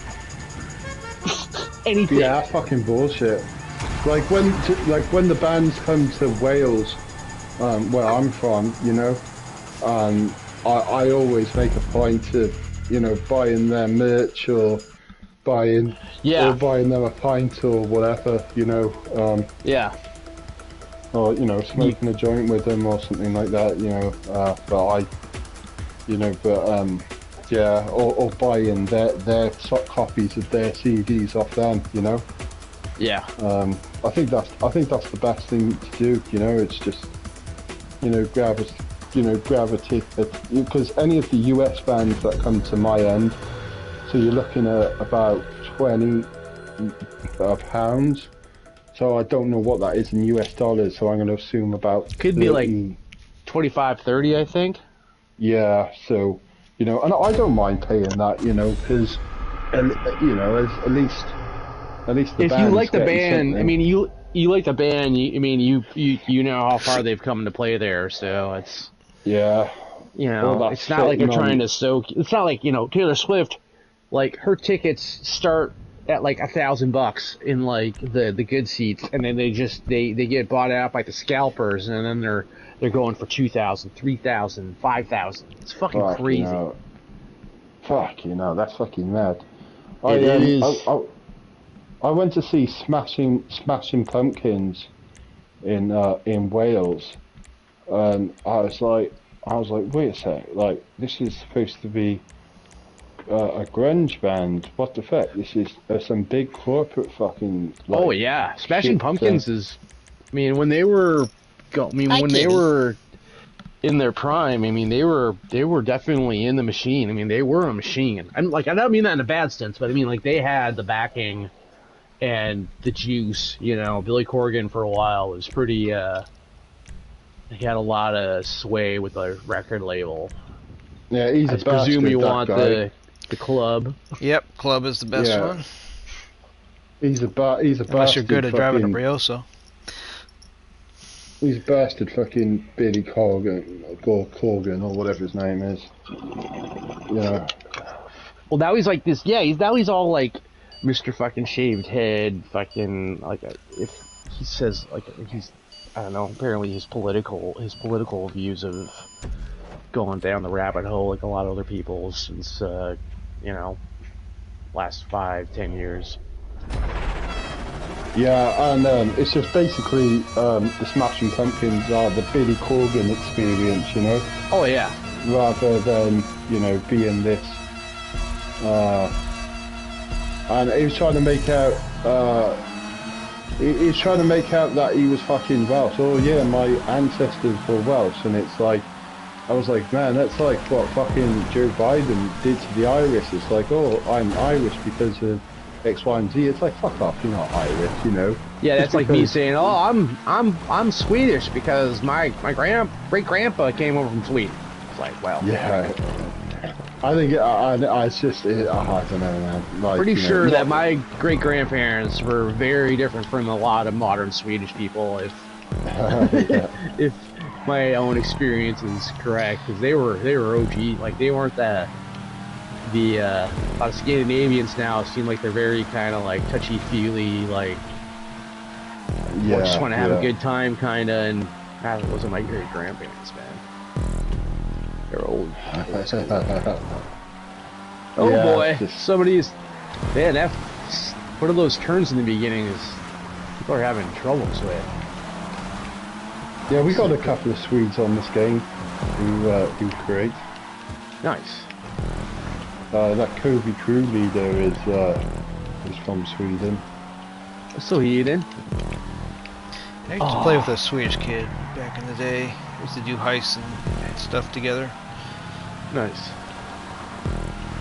Was his English pretty good? Yeah, it wasn't bad actually. Yeah. All Like of sometimes those you play with countries- foreigners. I love when you play with foreigners and their English is better than yours. You're just like, hey. Yeah, all those nations are like that. He'd you know always what I try to mean? make me say Swedish words, and then he would laugh at me because I'd always butcher it. Because you couldn't say it right. All those nations are like that, you know. The European, you know, I mean, as you say, like, you know, they can speak English better than Well, like, even me, you know.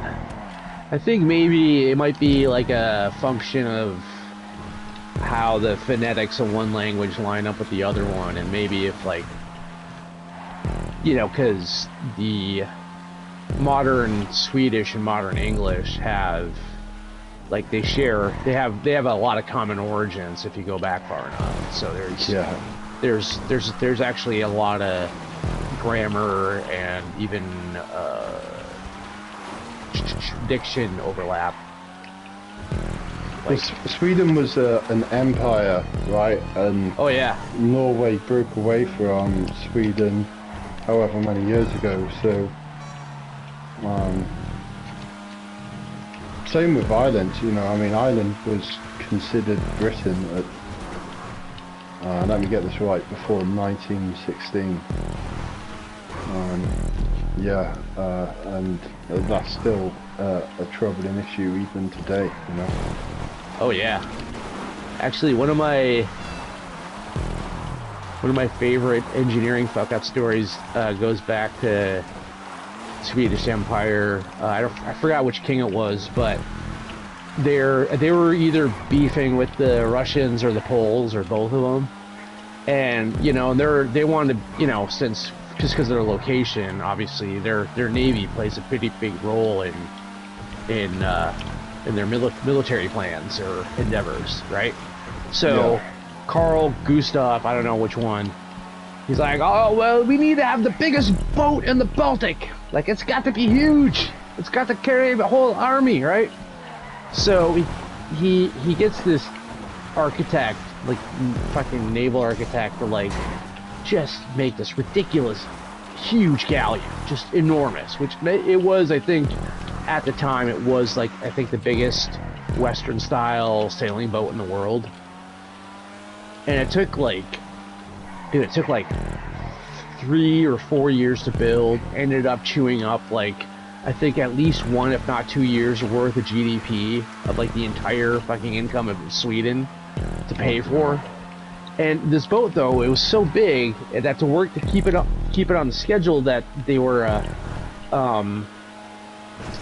trying to make, they had to run it in two. They had to they had to build them with 2 different crews.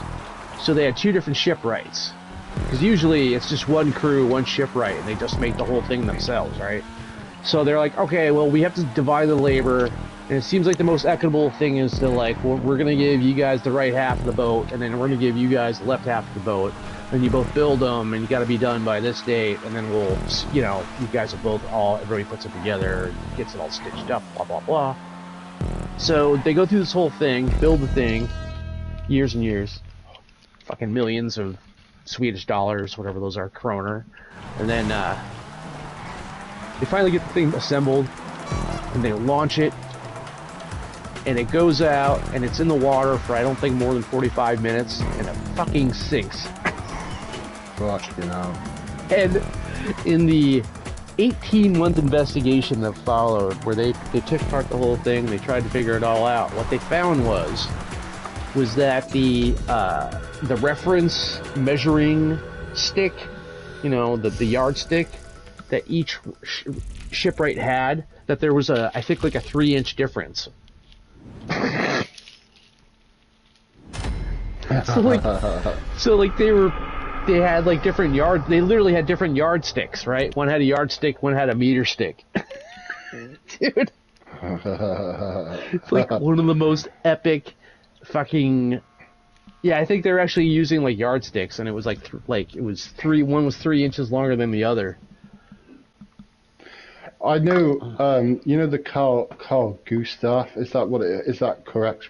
Correct. I don't know. I think it's Carl Gustav, but I can't say that with 100% certainty. I know that he was a popular one of the. I think there was a couple of them. You know, it was like the. Because that thing was an anti-tank missile launcher. Oh yes. And it's still used today. Yep. And I think that was based off the bazooka, a US bazooka in World War II.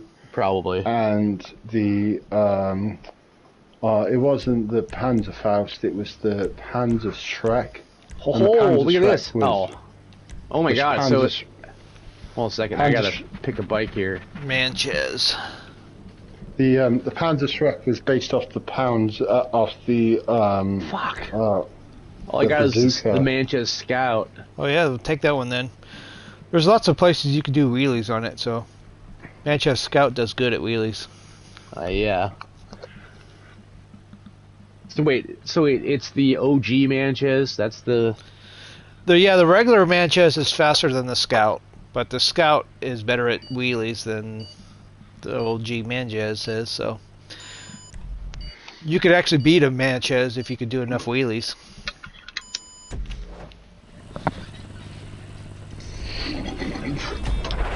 But the question is, can I beat all the Manchezes if I do enough wheelies? Yeah. Yes, you can. Do you know, like Sweden and Finland, they're pretty much at the moment, they're pretty much just waiting for Russia to attack them. I think, I mean, they obviously have to carry it like that, just on general principle, like regardless of whatever they actually think. But I honestly, it seems like at this point, whatever the plan was originally, that it's unlikely that Russia is going to be able to invade anybody else significantly in the near future. They've run out of tanks and shells. They're running out of bodies, dude. I mean, it's a fucking wood chipper. Of course. You know, I mean, it's practically the Western Front, i.e., World War One. You know. I mean, it's getting to be that. I mean, it's maybe not in shape, but definitely in damage. I mean, it's funny. It's like we're seeing a whole new war right now of like drones taking out tanks. It's fucking crazy. Yeah. You know, it's like the money side of it. We start thinking about like it's really more like, politics. I mean, war is just, economics with teeth, right? And claws and guns and all that shit. Anyways, that you start thinking about the money side of it and that like what the Ukraine's had, been able to do. Obviously, with a lot of it. Damn it! I was trying to make that turn and got knocked out. I didn't get knocked out. I like followed the person before me, and the people after me followed me. I took that mistake. That needs to be patched. But yeah, can you imagine going back to I think it was 1972 and saying to the person who made the T-72, this thing that cost about $100 in 2020 is just going to destroy you $500,000. Yeah, it's like what, like $100 in a drone, and then I don't know, like they're probably using C4 or something like that. So that probably is a couple thousand right there. It's actually expensive. Oh yeah. But I mean, like, fuck, man, like. And Dude, I saw the Ukrainians go ahead. Sorry, I don't mean to cut you off. The Ukrainians can just chill in their trenches and just send these cheap as fuck just things over and over and over, and like I don't know, man. It's just on top of that wolf, Is this? I think Yoshi. What's the name of this race again? It's Wiener Schnitzel. God. I feel like I don't know if I've done this one before. There's a Yosha Wolf does a Dirty Thursday. It does a race on Dirty Thursdays that Yeah, yeah. it overlaps with this race a lot, but it's different. Like there's no. Well, this is a very popular area. There's tons Yeah. of races here. Yeah, it's that one. It's like that last dirt turnoff where it's you know, onto the last straightaway. I That should crew have went kind straight of there. Fuck. that crew kind of just likes their own kind of jobs. You know, it's we were talking about this It's a earlier, little. but- It's a little insular. Yeah, it's just like all Yosha Wolf and drunk take jobs. Yeah. And I'm I fine mean, with they got that. a lot of great jobs. I mean, It's I the know same that- jobs every week. Yeah, I know that's they why. play mine. I know they play mine in Theoside's jobs, which is. Oh yeah, awesome, they you throw know. them in there. Every once in a while. Yeah, that's You know. that's kind of one of the things I'm trying to do with Saturday nights is just try to mix it up a bit and not. Who do you host for? I just do my own thing on Saturday nights. It's like it's a lot of the crap guys show up, and then it's some of my own friends. And Theoside's been showing up actually almost about the last month.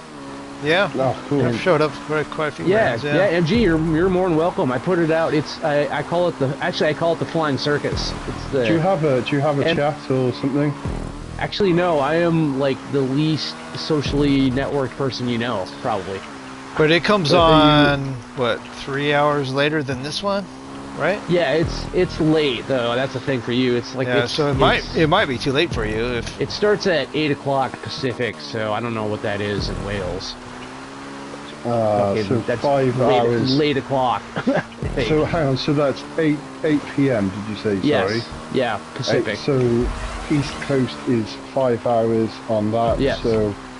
Well, you just add 3 so hours to when- what it is right now. It's Yeah. like from this one starts at 5 p.m. so it's 3 hours later than when this one starts. But hang on a sec. So East Coast is 5 hours from my time. So you're. Sorry, It's I'm like 8 trying to hours. work. It's probably 8 hours, I think. If it's Yeah, 5 for you. Yeah, I Yeah. think it's an 8-hour difference. So it would be So that's 4 in the either morning. 4 in the morning. Yeah. Yeah, for Do sure. it. Do you play with LG and those crews as well? LG. LG dead? I don't know if I know him. I don't think he's. THCA? I don't think he's ever joined it. I don't think I've crossed paths with him. The- Because you know the thing he's- is, apparently there's Is a LG long-standing- American? Yes, yeah. Apparently on And the then time slot Dame- on the time Right. slot I'm in on Saturday, there's apparently there's like a long-running GCC playlist that I'm counter programming for. Oh, or so during. Sabanto Giganta, yeah, something like that. That's one that Real Cuban's always running. Yeah, The LEL crew, the Latin crew. yeah. So, I think they start at 7:30. They start like 30 yeah. minutes So before I you got do. started at 8 because, well, MG, you must know Carl Panzram, right? Yeah, the core Yeah, so- crew, right? So Panzram does a list on Saturdays, and he starts it at about, I think, like 5:30, and it usually wraps up about 7:30. So I start my playlist after that one ends. Oh, cool. I give like I wait like, I don't know, 30 minutes. Yeah, I would add you to my chat, but unfortunately I left my chat, and so I no longer have access to it as admin, and there's 100 people in it. Oh, But just send well, me a message who's or the something. owner? I accepted your friend request. Yeah, I've accepted it. Yeah, Who's the should be Who's the in new the- owner of your chat now, MG? good playlist. We got one not more me. job. It's still a good playlist. Yeah, Well, it won't be after Right. this job. Oh, okay, it's one of those. All right. No, I'm just kidding. I'm mentally preparing myself for a triathlon. It's a I- RC Bandito. I have no idea. I don't know who's the owner of this chat. Oh no, it's Sitone. Sitone's the owner. I could ask him just to kick people, but This looks interesting. It looks suspiciously simple. It is. It's just a little tiny little RC Bandito circuit. But yeah, for me though, personally, I never want to be an admin or a crew leader or any of that stuff ever again. You know, it's I just it caused too much problems. I'm going to focus on hosting. They're not hosting, creating. You know, and I do the odd. Yeah, you should, man. And Dude, your tracks are badass. I've got a double handful of your tracks bookmarked. Thank you. Yeah. Do you guys want to try my Candy Cane 3 after this list? If you've I'll give it a whirl. Shit, yeah, if you got something you want to try out. Yeah, oh my god, I spent fucking hours playing this game. Sorry, making this job. I mean, I don't doubt it, man. 100. It's like I actually, I play music and I work on music and like do production shit, try to compose shit, and so it's just trying to write anything or create anything. Oh, I can show you my ice tracks too, MG, if you want to see that. Yeah, yeah, let's do it. Yeah, we can do a couple. I'm up for a couple after this one. Yeah, I've got back into playing bass again. You know, talking about bass. Oh, what the hell? I mean, I've mastered so I know the blue scale off the top of my head, and been really enjoying playing the blue scale again, and playing dirty, I don't know, groovy shit and all that, but I don't know what the major scale is off the top of my head. It's all the white notes on the piano starting at C. Yeah. So that's what am I gonna say? I think I actually got. Wait, so since you're British, have you heard of Square Pusher? Ah, dang it. No, not off the top of my head. Oh, no. dude. Aren't they're techno, right? It's a he, and he is. I mean, there's some techno in it. This guy is right now, in my opinion, he's probably one of the single most overall talented human beings on the planet. And he's a fucking maniac bass player, genius, fucking programmer, fucking brilliant producer that this guy does it all, and he's been doing it since like the 1990s. And he's never really hit the mainstream because he's just too far ahead of the curve. Come on, flip over. And God damn it. Especially if you're a bass player, the thing that you need to keep in mind if you ever check him out, and I fucking highly recommend it. His catalog's pretty deep. He does a lot of different stuff. So I would say start off with something early, because it's kind of more like old school drum and bass, jungle-ish, but like very fucking well thought out. Oh, I fucking love that stuff as well, man. Dude, I love this that guy. so much. So he actually plays bass on a lot of stuff.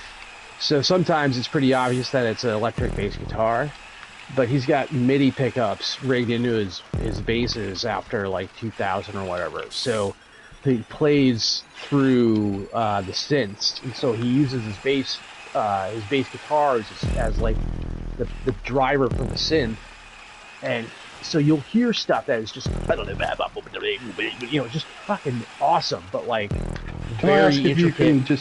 Can you send me the name and I'll check it out? when I get down with this, I'll just message you the name of it. Dude, it's like I love that stuff. Yeah, I'll send you the name and then like a good starting point. I actually love drum and bass as well, like the stuff around the late 90s, early 2000s. Oh god, it's so good, and yeah, that's when he started. He was right in the middle of all that, and he just it's like he started with that, and then he just went to this whole other place that he's like, he just does it all, man. I mean, if he was born in the 1700s, he would be like a Beethoven level composer. Like that's how far ahead of the curve he is. I'm actually like a big fan of like turn. and things like that as well. Psychedelic trance. Yeah, I mean, everything he does is fucking psychedelic by definition. I like It's not- Psytrance and Goa Trance. This stuff's awesome. Yeah, it's so good. I'm actually going to a festival this year in the UK, and we've got quite a good DIY festival scene. And so yeah, I love all that, you know. Yeah, I just can't wait, you know. Just hopefully 2 days in the sun, you know, and have a couple of mushrooms or whatever, you know. That'd be nice. Yeah, I've got to the point with them where I can just take them, and I just don't have bad trips, you know. I haven't eaten mushrooms in, man, it's been probably, 13 years? 14 years? Or anything like that. Kind of want to, but at the same time, I'm like, well, I don't know, if it ain't broke, if it ain't broke, you don't need to fix it. And, yeah, I agree, yeah, I agree. Because I've definitely done my fill, and I'm like, okay, what's the, you know, I was like, okay, what's the benefit to the taking it now? So when I was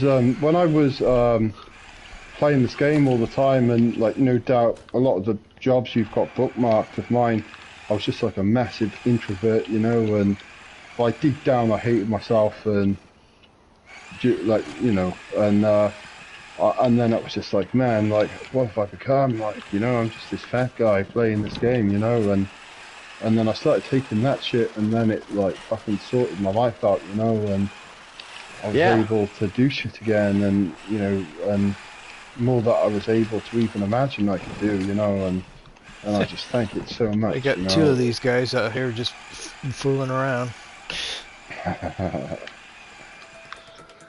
But I honestly, I'm convinced of the beneficial aspects of psilocybin and psychedelics in general. I think mushrooms, especially, I mean, I think all mushrooms, and I think that the psychedelics are the only ones that we can really even begin to appreciate this on, are like operating on this whole other existential level that like we can only start beginning to get an idea of how much we don't understand that when we're high in mushrooms of like I think they're, you know, there's a lot of really interesting theories about how mushrooms came to be, and especially like psychedelic ones, and how psychedelic mushrooms are, some of them can survive the vacuum of space. Yeah, you haven't listened to any of that Terence McKenna review? Oh, he's the guy that's popularized that theory. I don't know if he's the one that came up with it the first time. But... Yeah. So what the theory? So